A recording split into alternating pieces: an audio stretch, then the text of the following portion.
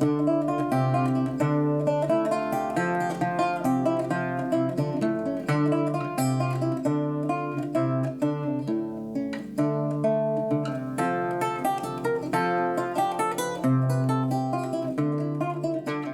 I'm Peter Adamson, and you're listening to the History of Philosophy podcast, brought to you with the support of the Philosophy Department at King's College London and the LMU in Munich, online at historyofphilosophy.net. Today's episode, Constitutional Conventions, the Huguenots. Political life is full of cliches that are so familiar as to escape our notice, but would benefit from closer inspection. We already touched on the phrase, let's agree to disagree, which distills the issues we looked at over the last couple of episodes into 4 innocuous words. Another phrase, the body politic, is now basically a dead metaphor, but it was originally intended to convey that a political community is an organic whole, with different parts or organs playing different roles.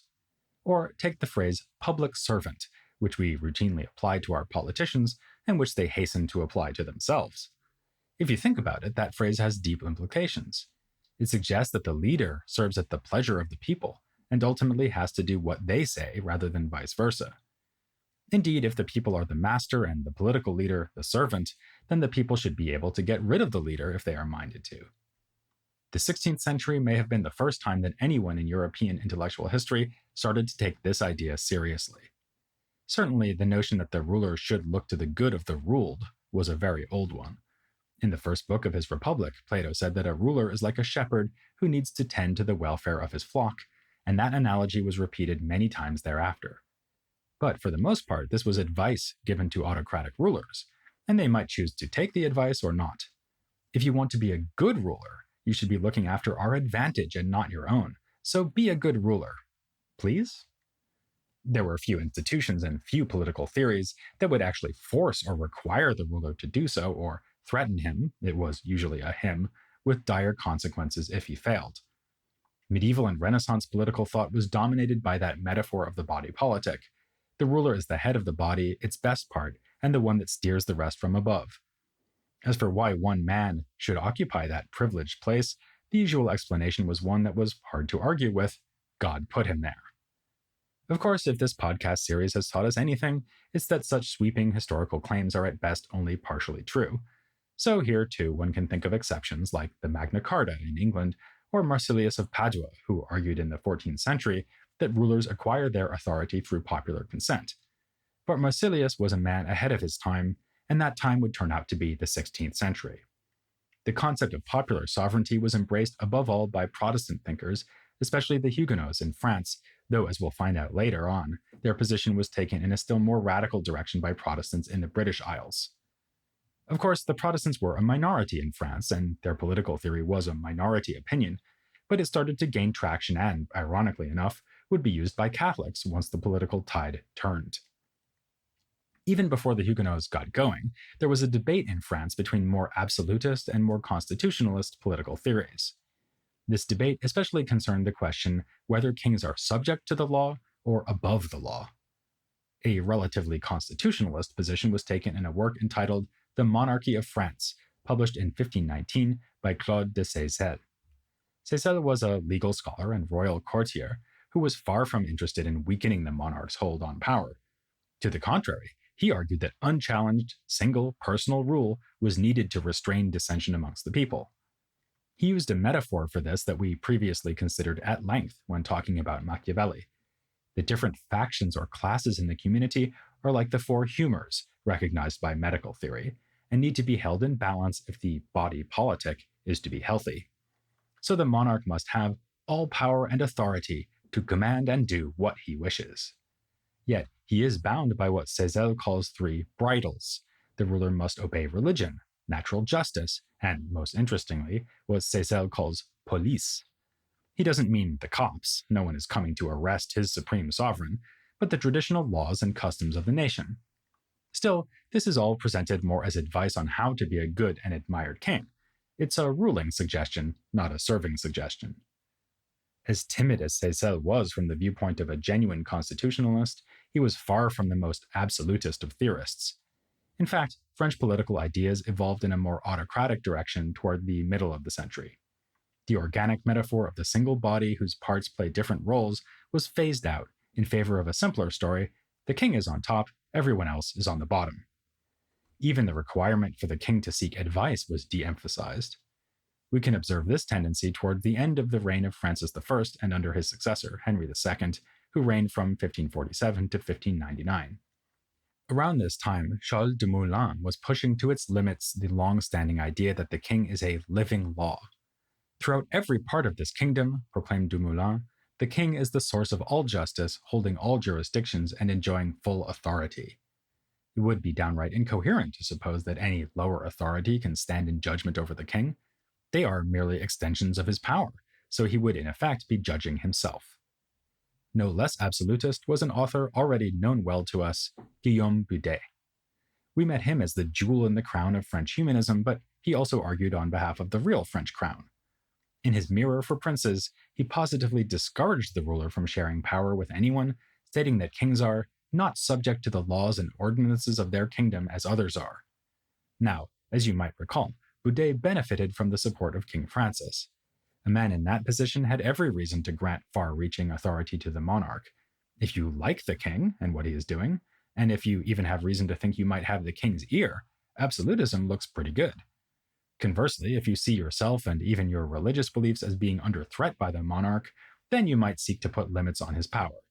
So, if robust constitutionalism was going to come from anywhere in 16th century France, it would more likely be from Protestants. But that didn't mean that it was especially likely. Remember, the leading reformers, Luther and Calvin, were determined not to associate their movement with social unrest. Thus, we saw Luther condemning the peasants' revolt. More directly relevant was the position of Calvin, since he was originally from France and many French Protestants were his followers. For the most part, as we also saw, his recommendation was to obey even an oppressive prince. Faced with religious persecution, one could always go into exile, or, of course, die nobly as a martyr. Slowly but steadily, though, more militant voices started to make themselves heard among the Protestants. In particular, we see the suggestion that an unjust or tyrannical ruler could be rightfully unseated by lower magistrates, that is, men holding official government posts below the rank of the king. An early example would be the Confession, written by the Lutherans of Magdeburg in Saxony, which stated that, if the high authority does not desist from eradicating true doctrine and true worship of God, then the lower magistracy is required by God's divine command to attempt to stand up to such superiors as far as possible. What arguments could be used to support this more confrontational position? Well, this was the Renaissance, so a natural strategy was to look to the past for ideas worth reviving. This was the method of a book called Franco-Gallia, written by the jurist and humanist François Hotman, while he was enjoying the protection of the Huguenot leader Louis de Condé in the 1560s. The work was printed in 1573 and appeared in new expanded editions in 1576 and 1586. The application of history to present concerns was typical of humanism, of course. A few names that leap to mind here might be Bruni and Machiavelli in Italy, or Lipsius in the Low Countries. But what has been called Hotman's antiquarian gusto was unusual, in that his historical argument mostly concerned the medieval period, and mostly drew on medieval historical documents. He focused on the peoples who lived in the French territories in former times, namely Franks and Gauls, hence the title of his treatise, Franco-Gallia. His aim was to show that, as far back as the Gauls of antiquity, these peoples abhorred kingly rule, as he puts it. They were so concerned to avoid falling under tyranny that they tightly constrained the powers of the king. Toward this end, two policies were especially key, and on Hotman's telling, both were consistently followed in Franco-Gallic history. First, the throne was not simply passed on to the king's family by inheritance. Rather, kings were elected by the people, who could also depose kings who abused their power. Second, the kings were advised by a council representing the interests of the people. Actually, more than advised, the kings were actually bound to seek the approval of the council when it came to such important matters as warfare and legislation. Hotman cites Julius Caesar to show that the council already existed in his day, and stresses the longevity of the institution through the Merovingian, Carolingian, and Capetian dynasties. Even Charlemagne, whose name literally means Charles the Great, was not so great that he could operate independently of the council. He was, claims Hotman, unable to deprive the Franks of their pristine right and liberty nor did he ever undertake any matter of importance without first obtaining the view of the people and the authority of the nobility. Notice here that, like Machiavelli, Hotman takes account of the complexity of the body politic, dividing it into the general population and the nobles. Actually, his usual analysis, which will remain standard right up to the time of the French Revolution, recognizes three orders or estates. The nobility are at the top, the farmers and tradesmen at the bottom, and in between there's a middle class of lawyers, merchants, and the like, though this middle group is sometimes identified with the clergy. Hotman follows ancient political theorists, including Aristotle, by arguing that the best constitution allows all three estates to have input into decision-making, in a kind of compromise between monarchy, aristocracy, and democracy. He paints a harmonious picture of the resulting polity. A multitude of men ought not to be governed by one of their own number, who sees less than others do when taken together, but rather by proven men of excellence, selected with the consent of all, who act by combined advice as if they possessed one mind composed from many. That pious hope that rulers should be like good shepherds, looking to benefit their subjects rather than themselves, would actually be enforced in Hotman's ideal state. He never tires of quoting the motto, Salus populi suprema lex esto, meaning, let the welfare of the people be the supreme law. Hotman's approach was, as I say, that of a historian. Indeed, he remarked of his own work, it is a historical book, the history of a fact. And he was at pains to show himself to be a fair-minded and critical researcher. After presenting evidence for something that would be quite convenient for his thesis, namely that some early French kings were rather reluctant to use their power, he admits that this could be a fiction perpetrated by their successors to make the kings in question look weak.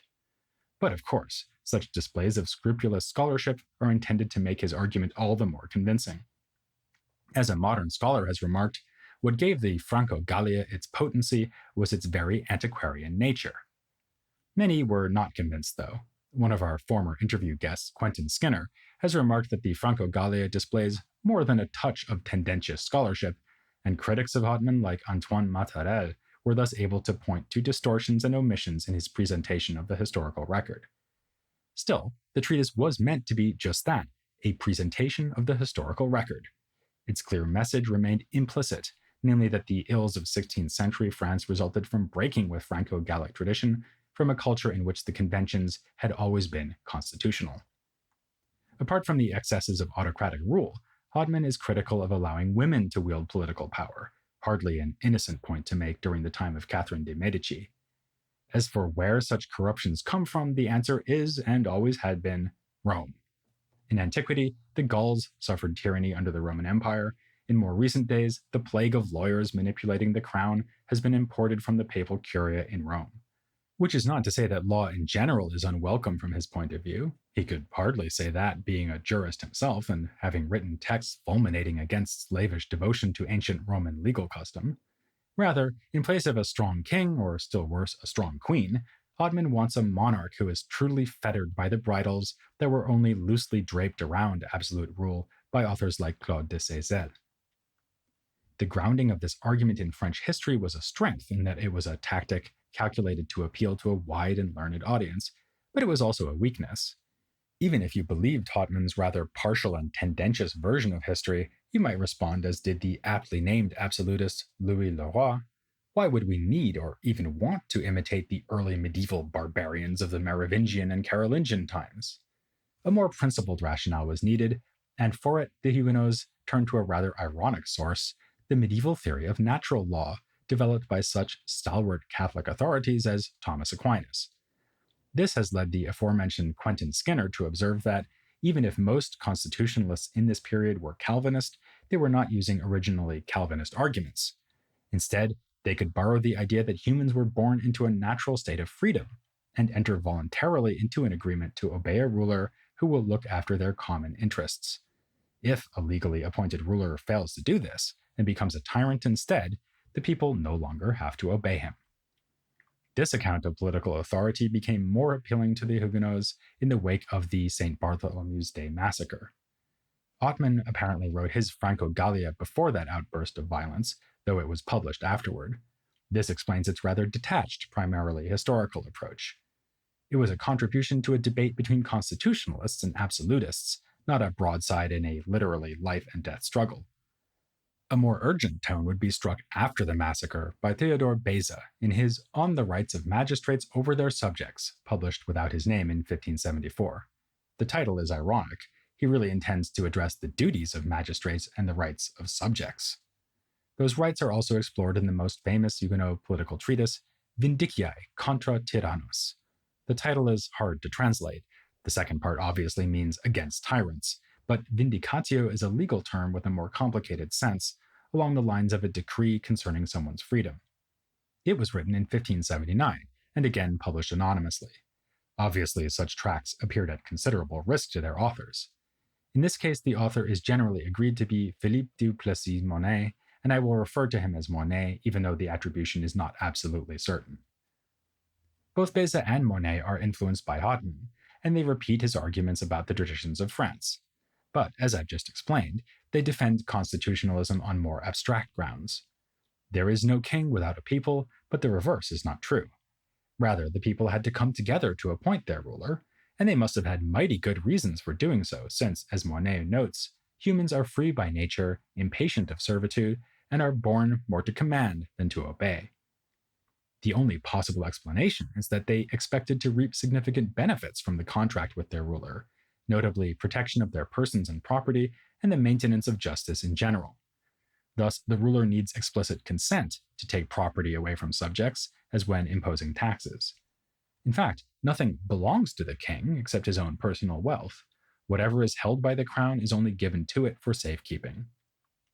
Now, Beza observes that if one party to a contract breaks its terms, the other party is no longer obligated to observe the agreement.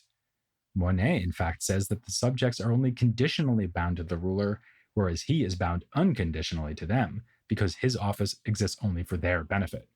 The king is truly a public servant. To quote Skinner once more, Monet sees the status of a lawful king as more like that of a salaried official than a sovereign magistrate. And salaried officials can, of course, be removed by their superiors. In direct contravention of the absolutist tradition, Beza and Monet see the people as being, in this sense, the superiors of the king, even if they owe him their obedience so long as the contract between both sides is still in force. The representatives of the people swore an oath of allegiance to the king when installing him, and on behalf of the people, they should depose him if he fails to provide the expected benefits. Nor is this because the king was installed by oath-taking or election.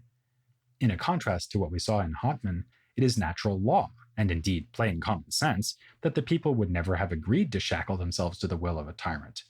So, just by the logic of the political commonwealth and its origin, it surely cannot be required that they submit to tyranny, whatever social conventions or traditions are in force, whatever oaths or promises have explicitly been made.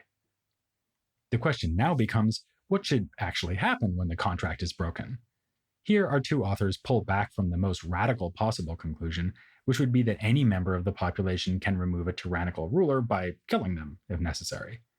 Actually, Beza says that an outright usurper can be rightly dispatched by anyone, since they have no real standing at all. But in the case of a legally installed king who becomes tyrannical, one should explore all other remedies before using force. And when force does become necessary, it should not be exercised by private individuals. As Calvin said, these people should just endure with patience. Monet makes the same point by adapting the age-old metaphor of the ship of state, something else that goes back to Plato's Republic.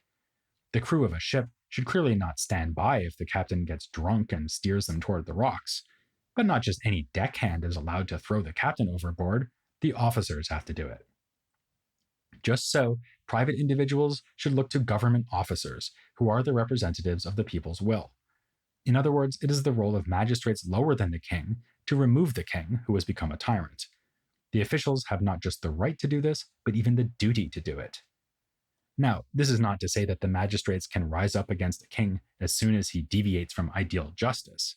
To the contrary, Monet says with bracing realism that we should not wish to have only perfect princes, but rather we should consider ourselves extremely well served, even if we shall have got mediocre ones. Revolution and tyrannicide are reserved for extreme cases. But of course, this was an extreme time, when the French throne was at least indirectly guilty of the murder of thousands of Protestants. One could hardly imagine a more flagrant failure to preserve the life and property of the subjects. So, the upshot of the arguments presented by Beza and Monet was that the noble leaders of the Huguenot cause were entirely justified in resisting oppression. A moment's reflection, though, will show that these arguments could be used just as well by Catholics, or indeed anyone who thinks that they are being subjected to tyranny. And in fact, they were used by Catholics.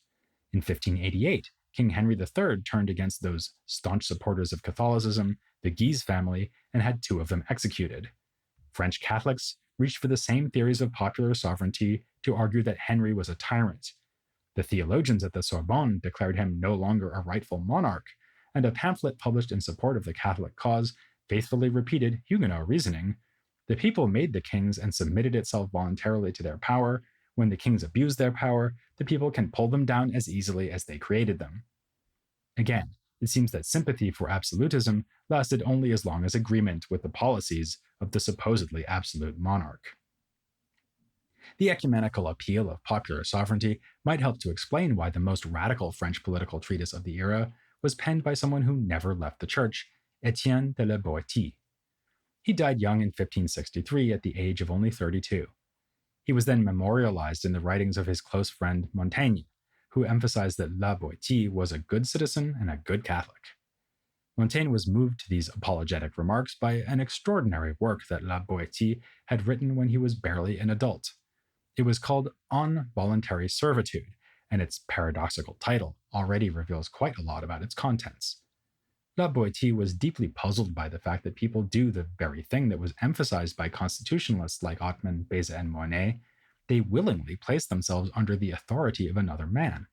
Why in the world would they do this and then submit to the autocratic whims of that man when they could easily kill him? Actually, they don't even need to kill him, they can just ignore him. A mere lack of consent to his rule would make him entirely impotent. Again, ideas about natural law are important to the argument. La Boétie observes that even animals seek liberty, a point also mentioned by Monet. We humans, too, yearn for freedom, yet it is the only joy upon which men do not seem to insist, for surely if they really wanted it, they would receive it. La Boétie sets out to understand this perverse state of affairs. He notes that people forget their freedom once they have been subjected to servitude. They just get used to being oppressed, like someone who has gradually accustomed themselves to drink a poison without dying from it. Consider the Romans, says La Boétie, who were so bamboozled by bread and circuses that the most intelligent and understanding among them would not have quit his soup bowl to recover the liberty of the Republic of Plato. Moreover, rulers use a kind of pyramid scheme to dominate the whole society. Directly below the monarch are perhaps 6 direct advisors, powerful men who each have 600 clients, and those clients may have yet further underlings. Thus, the lower magistrates, so far from being the check on the tyrant's rule as the Huguenot theorists imagined, are the instrument of tyranny. Unlike the works of Beza and Monet, it's not easy to say what the direct practical application of La Boétie's treatise was supposed to be.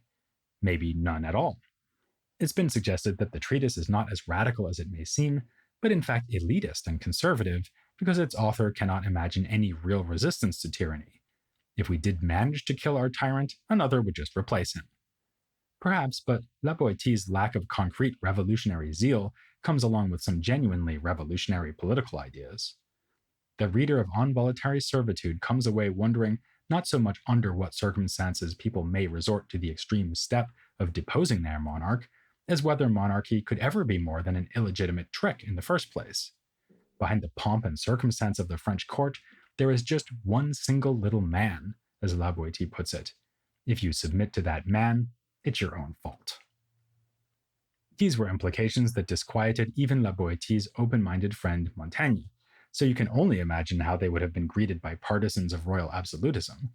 And such partisans certainly existed. In this episode, I touched on a few of them, like Cézanne, Du Monet, and Boudet, but the greatest theorist of strong monarchy in this time was a multifaceted author whose 6 books of the Commonwealth was only one of his many impressive contributions, though it might have been, in every sense of the word, the crowning achievement of Jean Bodin, our subject, next time here on The History of Philosophy, without any gaps.